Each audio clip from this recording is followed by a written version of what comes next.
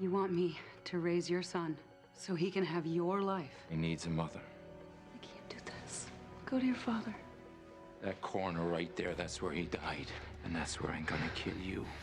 There's something you don't know about those photos. Oh, God, someone took pictures of them being shot. Look at the fingernails. Oh, my God. Just because I held a gun to him, it doesn't mean I shot him. I staged his death. He's alive? No. No, Emily. Stay with me. Come on, stay with me. Where is my medic? She never made it off the table. I didn't get a chance to say goodbye. Yeah, sometimes I feel like I want to quit my job and spend my time chasing down the son of a bitch who killed Emily. You're damn right I'm angry. The Bureau is facing a lot of changes. Over the next few weeks, each of you is going to be asked if you'd like to stay with the unit. Why wouldn't we? There are other options for you out there. Hey, got your message. It's time. Why? Morgan may be able to break Doyle without her. Declan tried to make a call. She's on her way. All right. I'll get Morgan. I'll tell the others.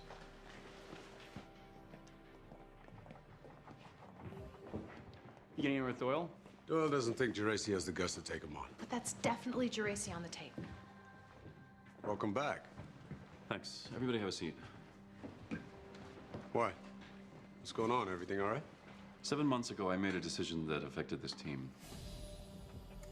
As you all know, Emily had lost a lot of blood after her fight with Doyle. But the doctors were able to stabilize her. And she was airlifted from Boston to Bethesda under covert exfiltration. Her identity was strictly need to know. And she stayed there until she was well enough to travel. She was reassigned to Paris, where she was given several identities, none of which we had access to for her security.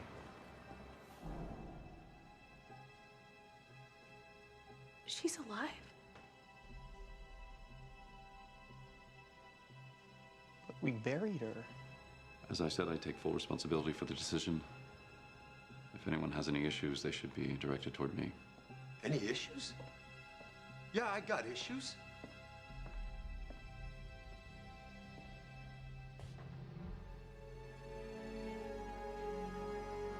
Oh, my God.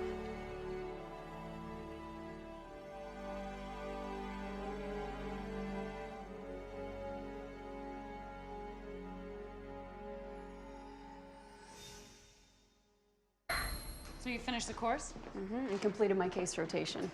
Hotch says he's never seen a rookie profiler analyze and write up cases as well as you. He said that? Yeah. Well, after all the cases you've presented over the years, I'm not surprised. Hey, where have you been? I wanted to do brunch this weekend. I had to deal with some stuff with my mom. Have you seen Garcia? She's with Rossi. He hates me. He was just busy. Let it go. Okay, you can be honest. I can take it. Okay, I prefer my pasta al dente, and the pancetta was a little weird. Oh, that's because it's tofu. Tofu? I give you my recipe and you do an improv? No, I followed it down to the micron, aside from the pig. Look, master of all things Italian, I am having a Fellini festival at my house this weekend, and I must serve the beautiful food of his country. Maybe you should show a Disney film and stick with burgers. You know, Rossi, you could always give Penelope a cooking lesson. Oh my gosh, that would be amazing. That would be like the Iron Chef meets the BAU, and we could do it at your house. I don't have a house, I have a mansion. Paget, you and Reid to the abduction sites.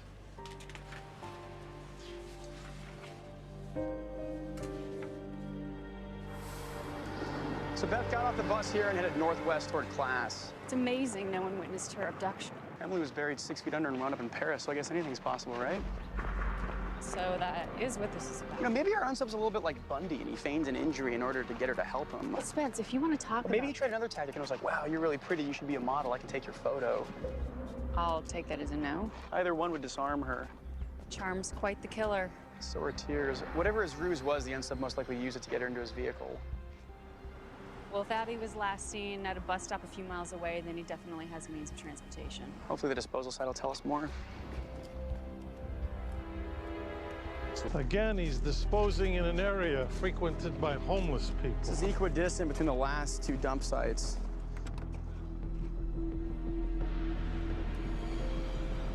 Oh, he burned her tongue with the chemical this time. So he removed her ability to taste. Why would he do that?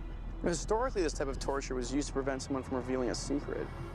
Maybe she offended him. I wonder what that's like. Her lips are extremely chapped. She was probably forced to repeatedly participate in some sort of kissing fantasy. And when things go awry, he takes the offending sense away.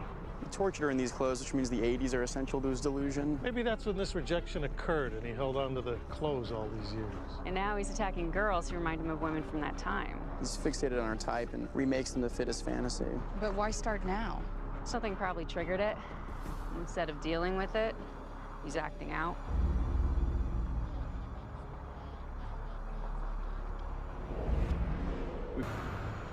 Spence, look, we gotta talk about this. What do we talk about? I get it, okay? You're disappointed with the way we handled Emily. Look, I have a lot going on, all right? But you know what I think it is? What? You're mad that Hotch and I controlled our micro-expressions at the hospital, and you weren't able to detect our deception. You think this is about my profiling skills? Jennifer, listen, the only reason you were able to manage my perceptions is because I trusted you. I came to your house for 10 weeks in a row crying over losing a friend, and not once did you have the decency to tell me the truth. I couldn't. You couldn't? Or you wouldn't? No, I couldn't. What if I started taking delight in it again? Would you have let me? You didn't. Never thought about it. Spence. I'm sorry. It's too late, all right? Reid?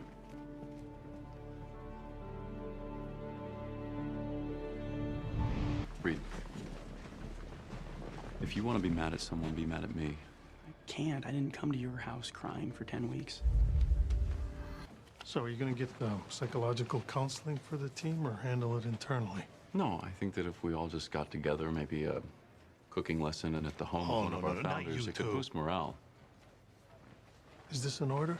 No, it's just it's a very tempered suggestion. Yeah, tempered suggestion. Scott Adams wrote, "Nothing inspires forgiveness quite like revenge."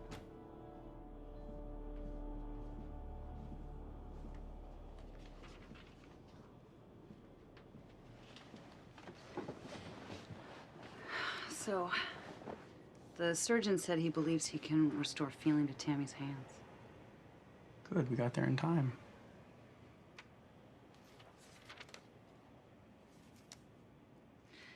I heard Mr. Bradstone wants to watch the tape. People have an innate curiosity to see things in order to confirm them. Oh, that explains why I'm going to Rossi's tomorrow night. I want to see if he really can cook. You coming? I don't know, I'm not so sure I can make it.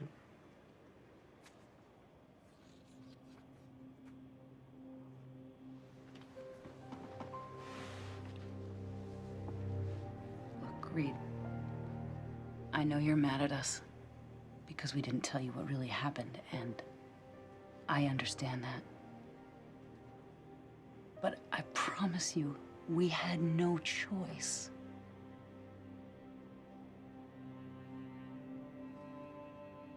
You mourned the loss of a friend.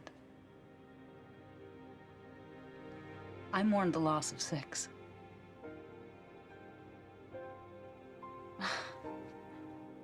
This whole thing gave me an ulcer. Please don't give me another one.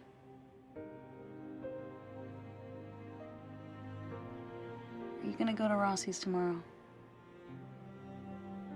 We'll see.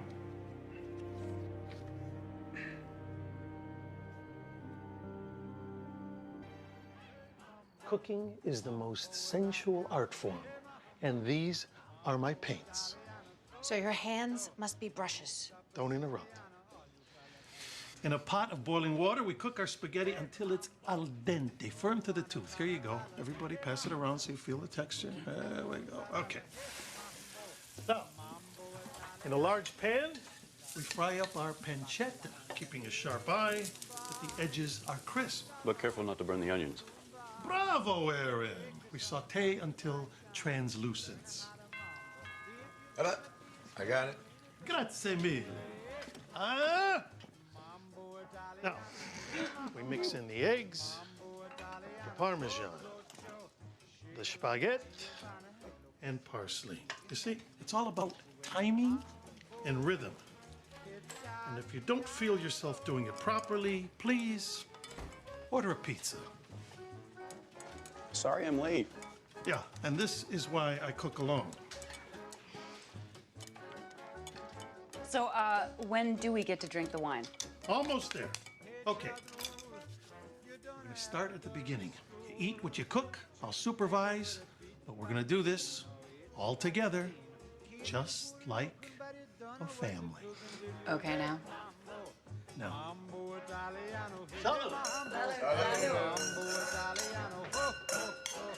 Mixed up a Siciliano. You have to when you mambo Italiano.